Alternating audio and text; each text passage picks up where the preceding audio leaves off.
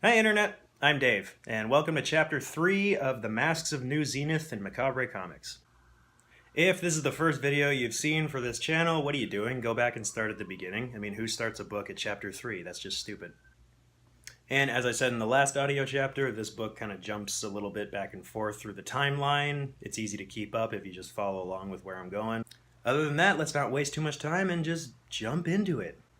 Masks of the New Zenith, Chapter 3, In Flux, Issue 1. Watch your back, Birdie. That's all I'm saying.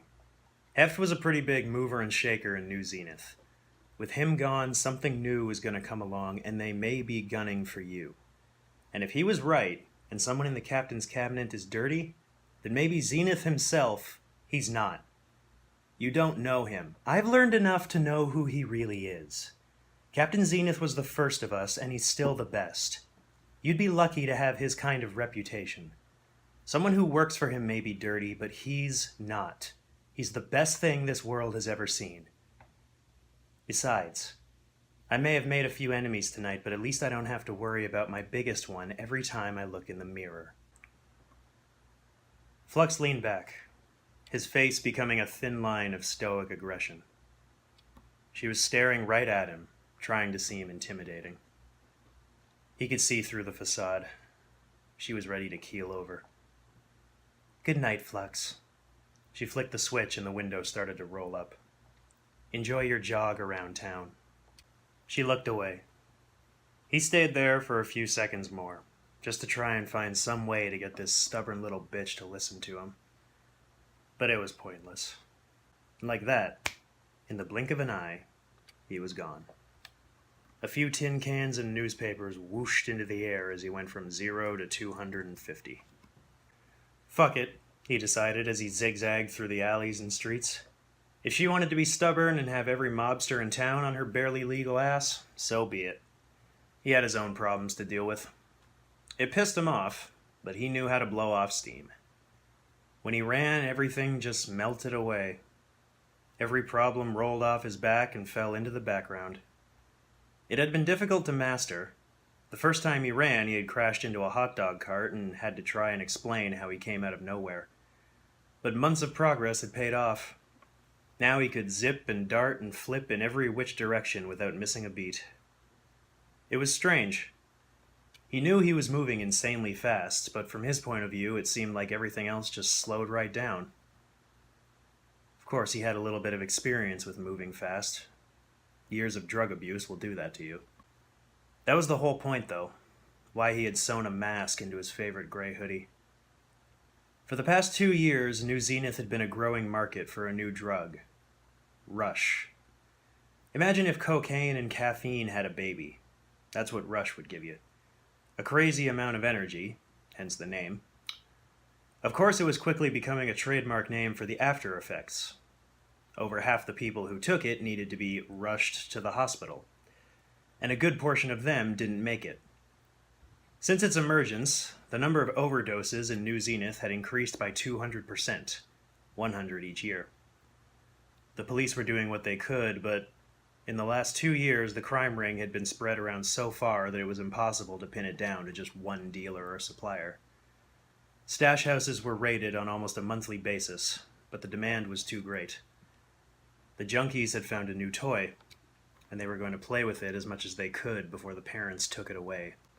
In this case, Flux had to accept that he was the father, not the child.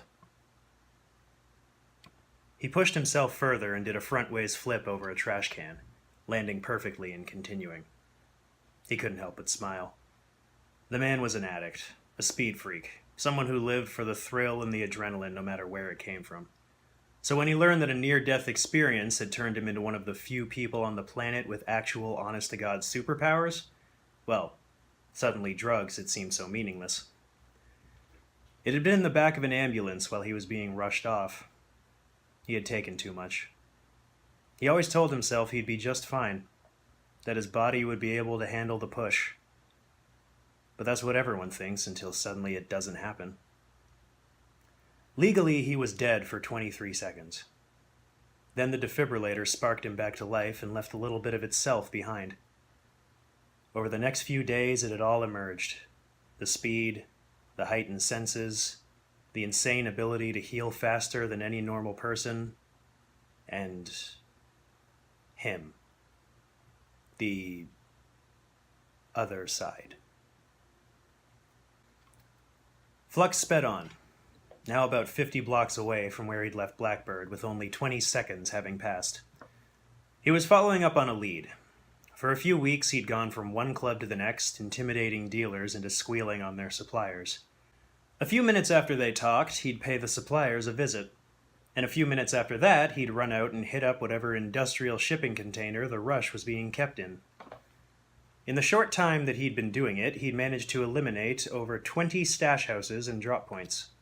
Crates upon crates of the substance had been found by the cops thanks to him. It was good work, with awful implications. Crates upon crates of a substance that illegal and bad for you don't come into any city unless there's a big name involved. For a while, Flux thought it might be Douglas Heft. And a part of him still did. After all, Heft had only died about 5 minutes ago. He could easily have been the one flooding the streets with the narcotic. But if it was someone else... It didn't matter. It was all speculation. Besides, Flux had never intended to be there when Heft was shot and killed. That was just an accident. His real target was northeast, very far to the edge of New Zenith where the old neighborhoods lied. They had been some of the first areas to be settled when the city was founded hundreds of years ago, way back before it had even been called New Zenith. Nowadays, they were mostly forgotten. Flux had often had a feeling his mission would take him there. He just hadn't really wanted to accept it. But who in the old slums could have a part in this? He hadn't been given a name. No one would give a name, but he knew fear when he asked them. "I can't," they would all finally say. He'll, oh God. "He'll what?" Flux would ask. "Kill you? Tell me or I'll kill you." The threat was empty. He wouldn't kill anyone. Unless the other side came out. But he had to make them think he would. "No!" the suppliers would all start blubbering. "He'll do worse than that. He'll make us wish we were dead. You don't know him." "I'm going to." The vigilante zipped past red lights and cars that were basically standing still. He couldn't move at the speed of light or anything, and he definitely was not faster than a speeding bullet. He'd clocked in his fastest time at just over 315 miles per hour, still far beyond the average human speed. The old slums came into view and he powered on the brakes, coming to a skidding halt right in front of the train tracks that separated the bad neighborhood from the rest of New Zenith. Flux took out his phone and checked the time. 11:43. Not bad for a race across town like that. The one who had finally squealed to him had been a kid in his early 20s. From the way he talked, he probably didn't do too well in English class, but Flux had gotten the gist of what he was saying.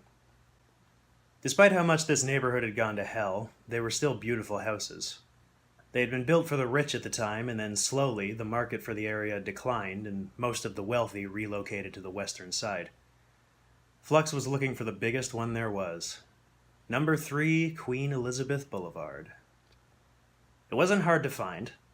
A couple seconds of running around past hood rats, homeless, and heroin users yielded the answer he was looking for. 3 Queen Elizabeth Boulevard was a stately mansion with white pillars out front atop a wooden deck patio.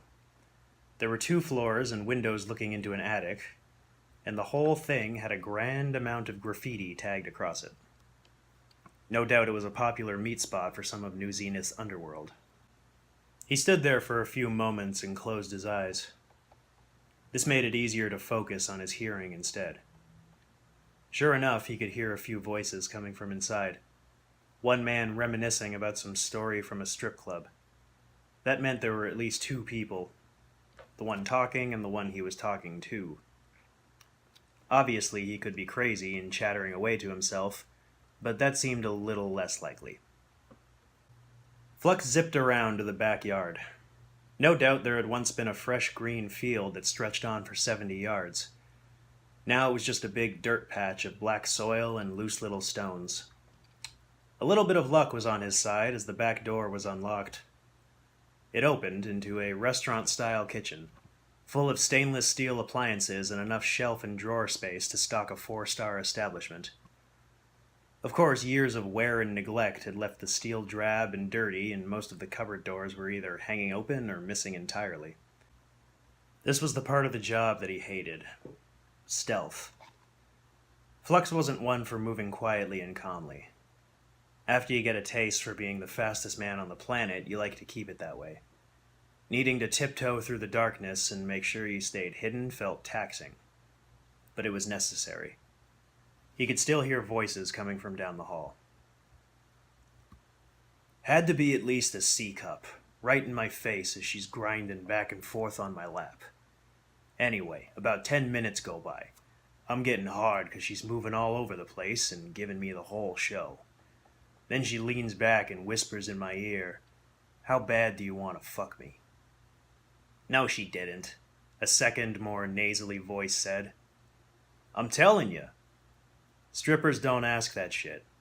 Great, a third voice. This one did. And obviously I want to fuck her, so I ask how much that would cost. She says I'm looking at about $1,800 for a standard event. A standard event? The mystery third voice asked. Yeah, like no weird shit. No choking, ball gags, that kind of crap. Flux continued to tiptoe through the house as the 3 thugs spoke. He made his way into the hall, still listening to make sure no one heard him. So, of course, I got the cash. I whip it out and she takes it from my hand with her teeth, gives it a quick count, and then walks over to the curtain. She leaves? Mr. Nasally asked.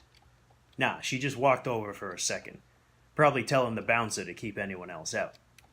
A couple seconds later, she's back, stands right in front of me with her legs spread and reaches under her skirt. Panties slide down slowly, like real slowly. Ooh, I'm getting turned on over here, third voice joked. Then she walks over to me, one heel in front of the other, and gets down on her knees. They always seem to go on forever, but Flux had already pinpointed their location. He was starting to smell nicotine wafting out from the third room far down on the left. Unless there just happened to be a lit cigarette in it. That's where his 3 mystery henchmen were. She spreads my legs apart and starts rubbing the outside of my jeans, feeling my dick and looking me dead in the eyes. You know that innocent look women get before they're about to suck you off? The other 2 laughed. So she unzips me, whips it out, gives it a few licks while saying some seductive shit, and then jams the whole thing in her mouth. The 3 fell silent. Flux stopped in his tracks, worried they had heard him on his approach. He took a couple deep breaths, steadying himself. No matter what happened, he'd be fine. But tonight was about finding the supplier, not taking out 3 goons as they talked about a stripper with an oral fetish. "'Kay," Mr. Nasally finally said. Then what happened? Spit it out, Mr. Third added. The storyteller just laughed. Exactly, Joey. The fuck you talking about? Mr. Third asked, apparently named Joey. Spit it out. She did. She threw up. Nasally and Joey started laughing their heads off. Flux was even tempted to laugh a little at the fucked up story. The laughter gave him enough time to creep to the end of the hallway. He leaned against the wall and glanced over his shoulder to peek at the 3. The room looked like it once was a study or library of some kind. There were large wooden shelves against the walls and a desk in the corner that had long since fallen apart. The 3 thugs were all in the center of the room, surrounded by about 10 large wooden crates. It was too dark to see what was written on them, but Flux was willing to bet $5 grand in his left nut that a few $100 million worth of rush were in those crates. You gotta be fucking kidding me, Joey hollered. He had a golden brown tan to his skin and brown hair that hung just past his ears. She puked? Nasally asked, a skinny fuck with a nose about twice the size of average. She puked, all over my lap and my cock. And this wasn't a little bit of vomit, this was the whole deal. The storyteller was contrastingly heavyset, Probably about 250 given his height. "So what did you do?" nasally asked. "Only thing I could do. I freaked out and I slapped her. Sent her flying off me and she fell to the floor. The bouncer heard it all and came storming in. He saw me with her vomit all over my lap and her on the floor. Anyway, one thing led to another, and soon I'm facing the manager with almost every eye in the place on my freshly ruined pants. Turns out some of the girls had been running this little special without the owner knowing. The bouncer would get a cut for letting the whole thing go on. But the funny part is, this little blonde stick of dynamite hadn't been keeping up on her birth control. No. Oh yeah. Girl was pregnant. Not enough to show yet, but some other fucker had knocked her up about 2 months back. And all it took to make her puke was gagging on my 10 inches down here." Mr. Storyteller grabbed his package for dramatic effect. "So what did the owner do?" "You tell him who you work for?" Joey asked. "Please. I'm not that stupid. You think I'm going to drop his name?" Flux cursed in his mind. A name was all he was looking for. All this idiot had to do was say it. "No. I tell the schmuck that I'm a decent enough guy. I don't want to cause any problems. All he has to do is give me double my money back, pay for my dry cleaning, and I'll be on my merry way." So he does. I make off with over $2,000 and got 3 free lap dances out of it. "Damn, Tone," Joey said. "The puking sucks, but that's a great way to make a few thousand. I'd let some pregnant bitch puke on me for $2,000. "Yeah, it was pretty gross at the time. The hardest part, though, was explaining to my wife why I smelt like shit when I got home." Once again, all 3 of them laughed. Hell. Joey took out his phone and looked at the time. "How much longer we gotta sit here? It's almost midnight." "As long as it takes," Tone replied. "The boss wants 3 people sitting here on this stash until he arrives. And if there's any less than 3, or any more than 3, we gonna have a serious problem. So all of us are going to sit here until he decides to arrive." Flux gave a small sigh and leaned against the wall. He knew he would have to wait, too. This truly was a hellish and cruel joke to play on the fastest man alive. Luckily, there were only about 5 more minutes of frat jokes and stories before there were sounds of a car approaching. Flux heard it first, giving him more than enough time to get ready. Joey, Tone, and the skinny one with the big nose eventually saw the lights pull up in front of the mansion. They all snapped up from the boxes and stood at attention. The engine died, and Flux heard a few doors open and close. Whoever this pusher was, he had some serious balls. No one drove a car on the north side of the tracks. Leaving a car in this neighborhood was like having an open wound in shark-infested waters. Sooner or later, something was going to come along and take a big chunk off that car. The gravel crunched under the approaching feet. Flux counted 3 in total, one sounding a little heavier than the other 2.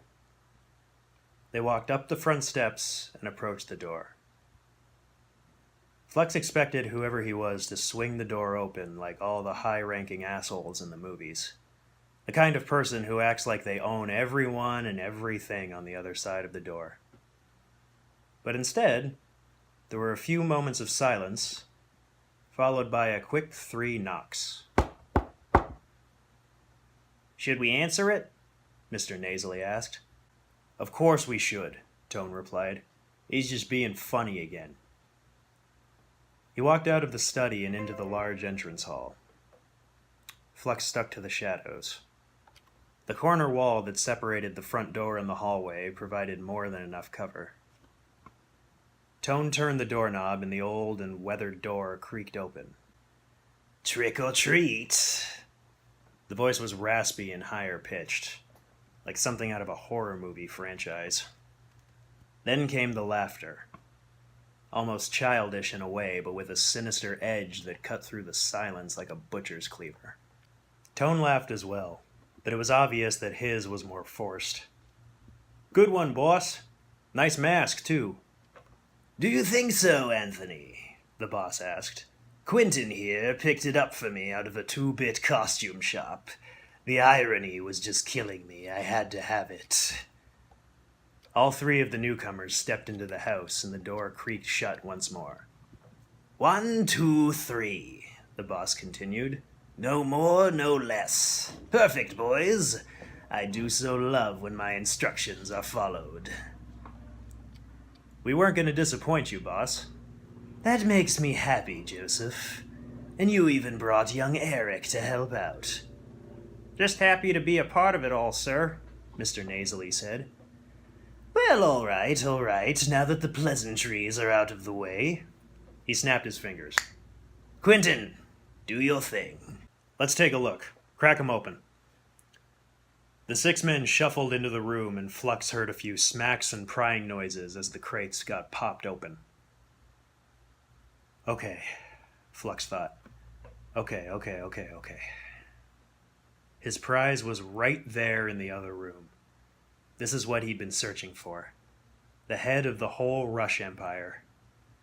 He leaned out and snuck another peek at the room. Joey, Tony, and Eric were all cracking open the boxes, moving from one to the next with black crowbars in hand. The one surveying them was most likely Quentin, a taller white guy with short black hair and a pair of circular-rimmed glasses. The bigger man was looking right at him. Flux's breath caught in his throat. The man of almost 7 feet tall was staring right at him with his nostrils flared and a killer look in his eye. Shit. Then he was on him. In the blink of an eye, this giant man with a mane of lion's hair was standing right next to him. No, was all he had time to think before he was being thrown into the center of the room. Flux crashed into one of the boxes and bounced off, rolling onto the floor and coming to a stop in front of a dilapidated bookshelf. The macabre laughter cut through the air once more as Flux rolled himself over. Wow, what have we here? A party crasher, Victor? I smelt him as soon as we got out of the car, the huge man said. Flux looked up and got a better view of him.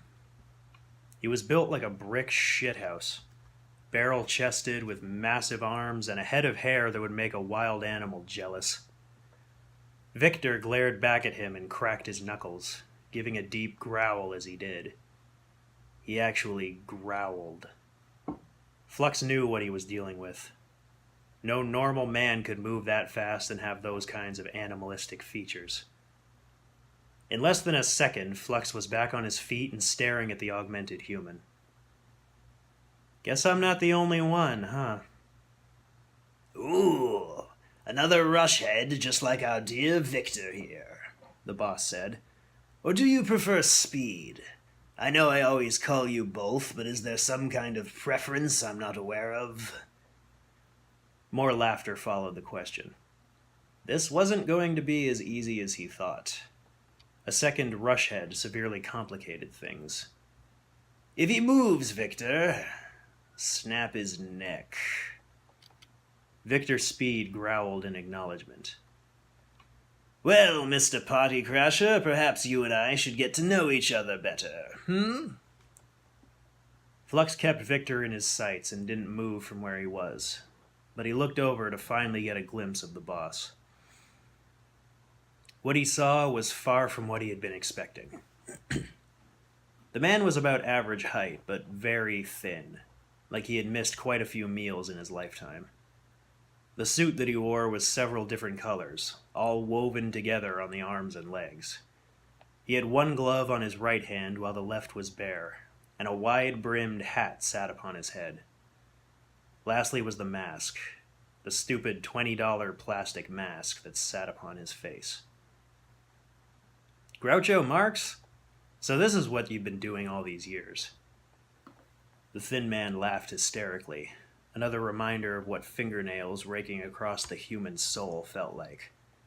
Oh, very good, the raspy voice said.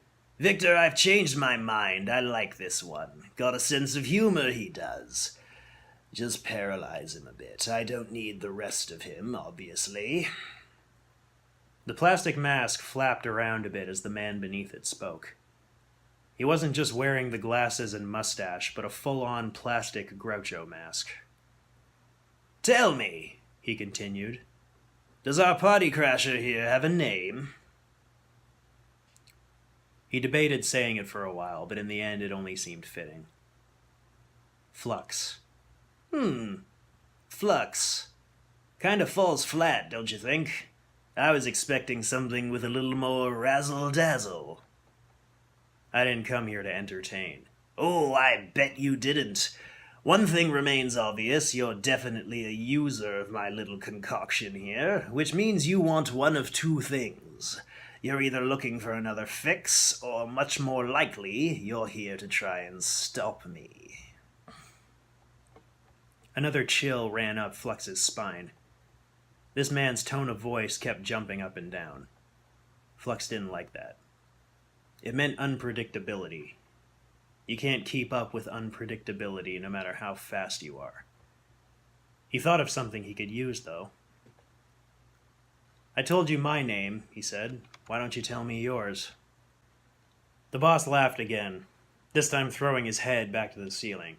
Now that is funny. You really expected it to be that easy, didn't you? You figured you'd just wait here for me to show up, and then you'd get to save the day and be the next big hero of New Zenith. Who do you think you are, kiddo? Captain Zenith? The veteran?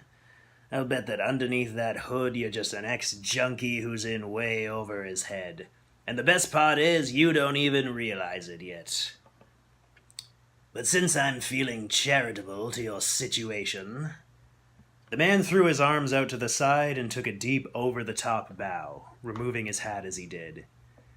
"You may call me Mr. Nice Guy, my boy. I will be your entertainment for the evening. Which reminds me, boys, why are you all just standing around?" The other four had gone still and silent this whole time. "Well, boss," Tony began, "did you want us to get back to work?" The three hopped to it as Quentin continued his overseeing, keeping an eye on Flux the whole time.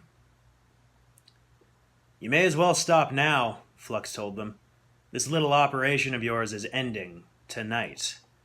Ooh, big boy laying down the law. But no, I'm afraid I don't agree with you. This operation will continue into the future, and some former speedhead like you isn't going to be able to stop me. I assure you, son, I've lived through far worse than you. He snapped the fingers of his ungloved hand once more. "Boys, continue the work.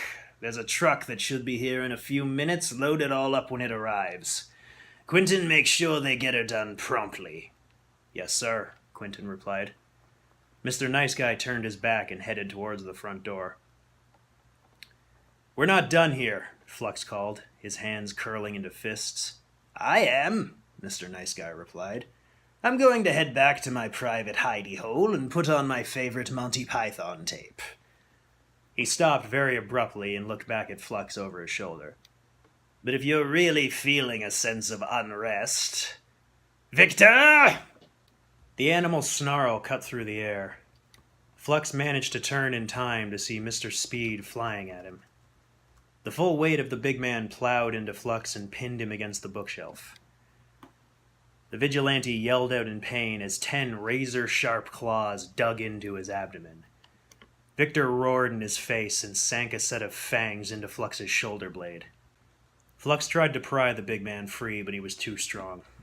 Instead, he delivered blow after blow to the man's face, close to 20 punches in seconds before Mr. Speed finally let go. Then he ran. He knew he had to get away. Had it just been thugs and guns, this would have been a simple in-and-out job like it always was. But not with another rush head like this. Flux ran back the way he came and got to the back door before a wrecking ball with legs smashed through the wall. The two men went flying, and Flux bounced off the floor about 3 or 4 times before turning another door to splinters. He slid to a halt in the mansion's dining room and groaned from the repeated impacts. Victor was on him again, pinning him to the ground and roaring in his face as he stuck his claws into Flux's side a third time. Flux called out once more and then gritted his teeth, feeling his resolve return as he looked this monster dead in the eye. He had seen that look before, staring back at him in the mirror. He curled up his feet and managed to kick Victor off him. Flux rose as the big man rolled through the air and landed, his nails slicing through the floorboards as he skidded himself to a halt. The two stared at each other, both catching their breath with about 20 feet of space between them. That's when Flux felt it. He'd lost too much blood from all of Victor's attacks to hold on any longer. His knees bent to steady himself as his weight started to buckle. He could feel the claw and teeth marks closing rapidly as his body healed itself, and all the side effects that came with it. No, he thought, trying to hold on to his humanity. No, no, no, no, no! His nails grew and pointed just like Victor's, and he could feel his canines sharpen into fangs. His vision became more telescopic and his ears extended into small points. Lastly were his muscles. All over his body, his skin became tighter as his muscles started to expand. No, no, no! Fight it! He held on, and the whole time Victor watched.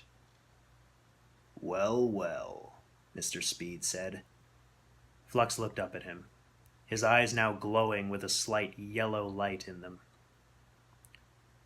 I knew there was a monster in there somewhere. Flux wanted to jump at him then. He wanted to grab his head and rip it off his shoulders as the blood poured out around him. But he couldn't. Not now or ever again. He pushed it down, and very slowly the changes left and he was human once more. Panting, Flux looked at Victor and stood up straight once more. I'm not an animal like you, he told him. No, Mr. Speed said with a snarl. Not an animal at all. No one's like me. But you are a monster. Now I've seen it. And you shove it down, don't you? You reject your other side. I embraced him long ago, and now we are but one. You're a murderer. Who are you talking to, Flux? Me, or your own reflection?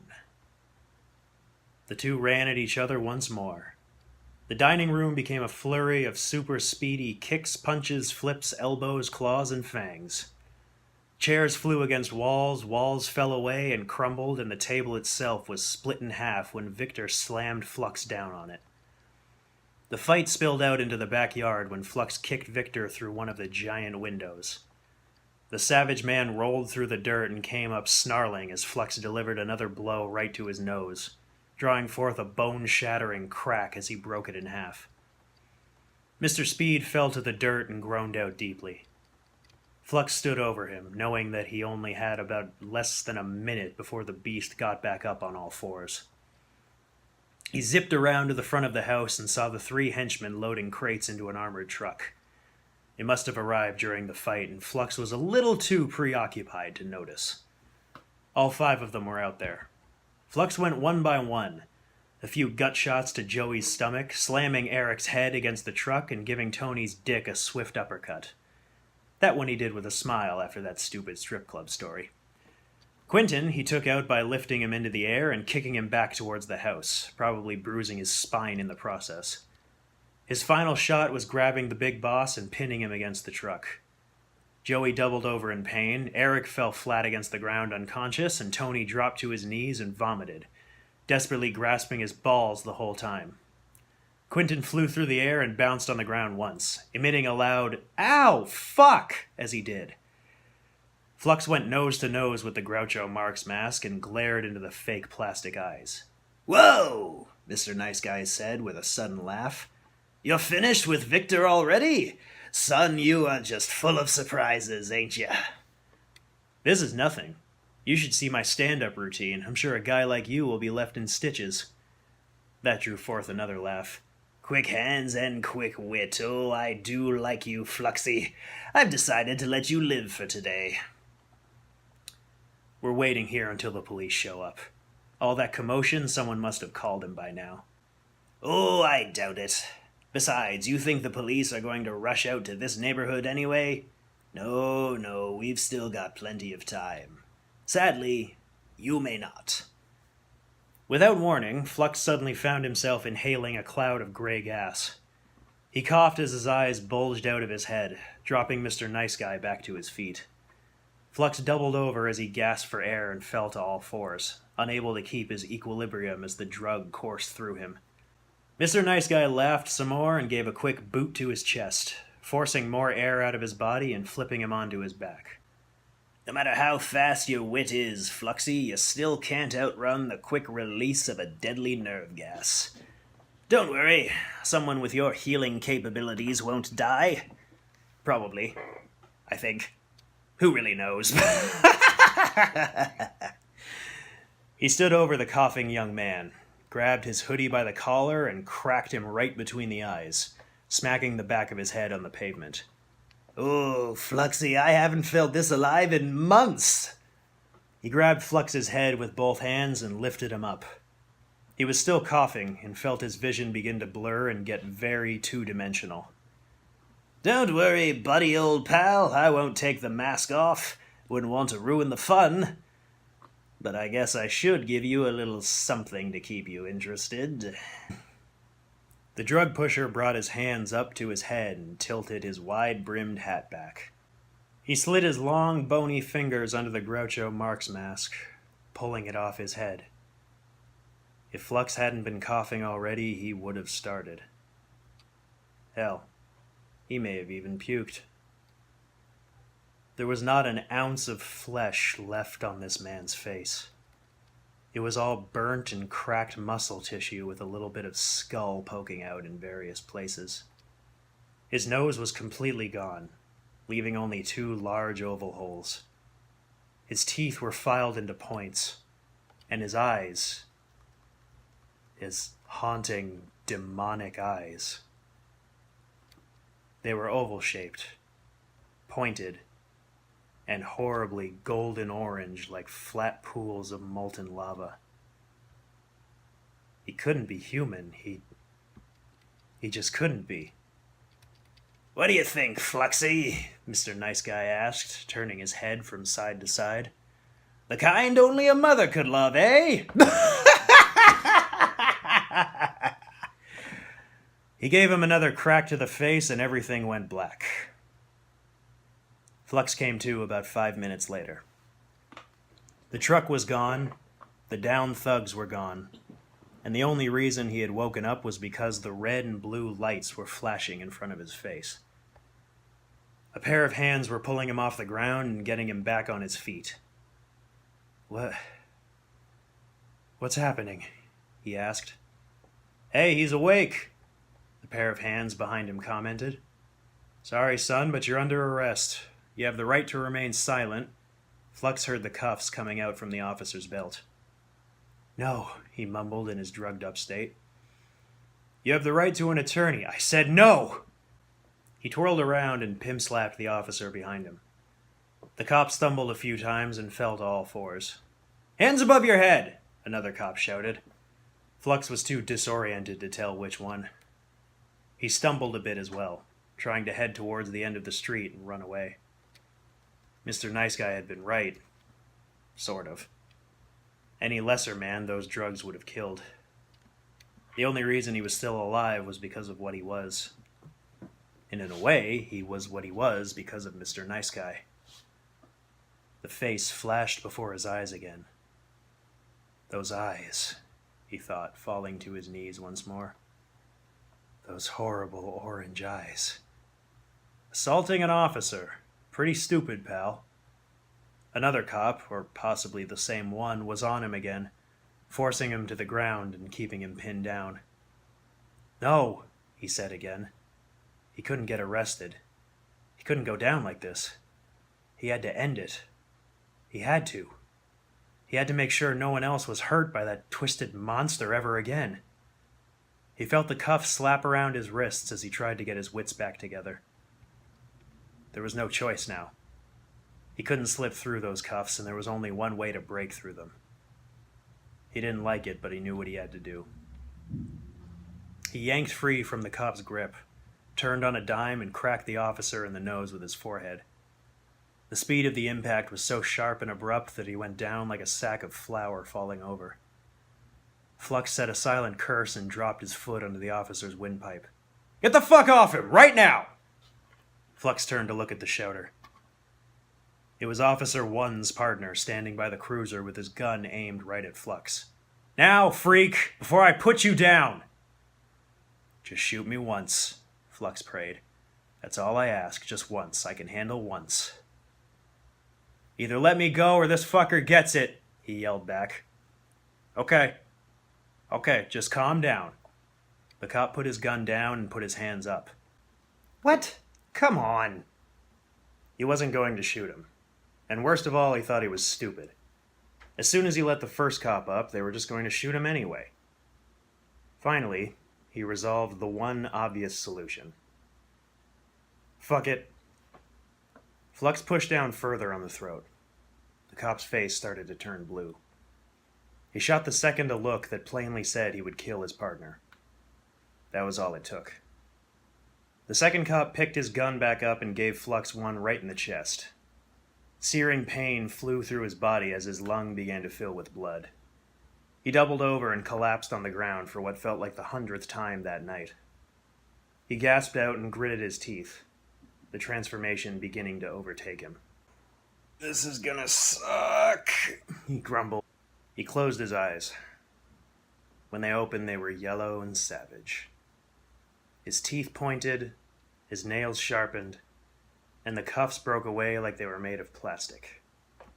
His breath became sharp and fierce.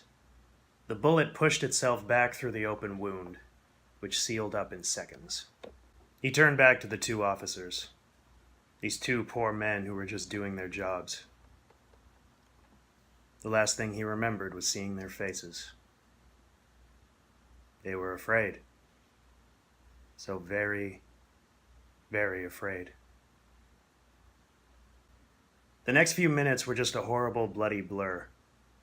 He drifted back to his senses when he was running away, back through the city from whence he came. There was blood all over his sweater and up his arms. He knew where it had come from.